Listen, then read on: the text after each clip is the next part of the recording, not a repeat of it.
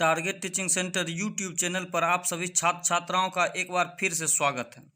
आज class 10th का subjective question chapter 1 गद्य भाग का जो है श्रम विभाजन और जाति प्रथा, जिनके लेखक हैं डॉक्टर भीमराव अंबेडकर। ठीक है, अब देखिए क्वेश्चन जो है, पहला क्वेश्चन है कि बहुत ही भीभिया है।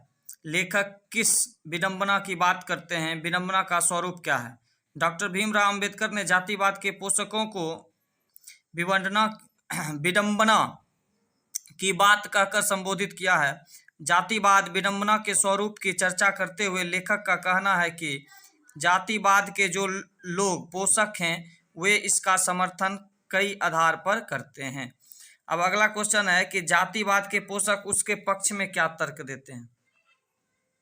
जातिवाद के पोषक उसके पक्ष में क्या तर्क देते हैं? क्वेश्चन नंबर 2, जातिवाद के पोषक उसके पक्ष में यह तर्क देते हैं कि आधुनिक सभ्य समाज कार्य कुशलता के लिए श्रम विभाजन को आवश्यक मानता है और जाति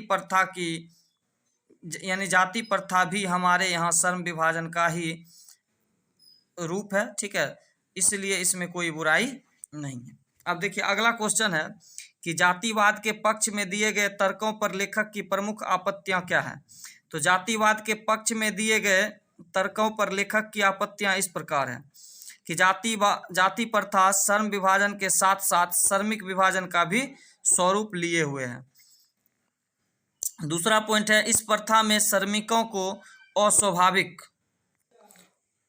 अस्वाभाविक रूप से विभिन्न वर्गों में विभाजित किया जाता है। अगला पॉइंट है, इसमें विभाजित वर्गों को एक दूसरे की अपेक्षा ऊंच नीच भी करार दिया जाता है।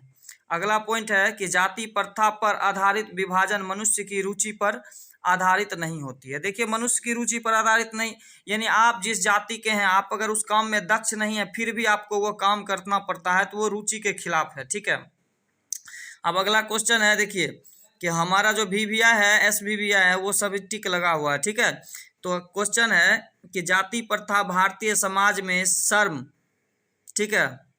श्रम विभाजन का स्वाभाविक रूप नहीं है या नहीं कही जा सकती है। क्यों?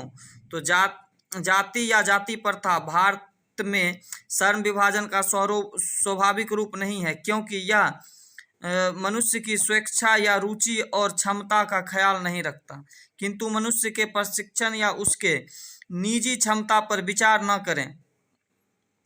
न करके उसकी पेशा में जीने मरने के लिए मजबूर किया जाता है, यानी बांध दिया जाता है। अब अगला क्वेश्चन है कि जाति प्रथा भारत में बेरोजगारी का प्रमुख और प्रत्यक्ष कारण कैसे बनी? बहुत ही VVI है। ठीक है, जाति प्रथा, देखिए आंसर है, जाति प्रथा में श्रम विभाजन की स्वेच्छा पर निर्भर नहीं करता। ठीक है, इसमें मानवीय कार्य कुशलता की वृद्धि हो पाती है, जिसके कारण मनुष्य दुर्भाग्यवश से ग्रस्त होकर कम रकम यानी कम पैसा में टालू कार्य करते हैं, जैसे दिन काटना हुआ। विवश होकर, मजबूर होकर इस प्रथा में मनुष्य कमजोर हो जाता है, और इन बातों के माध्यम से लेखक जो है आर्थिक पहलू को भी जाति प्रथा का क्या बताया, हानिकारक। ठीक है, ध्यान दीजिएगा।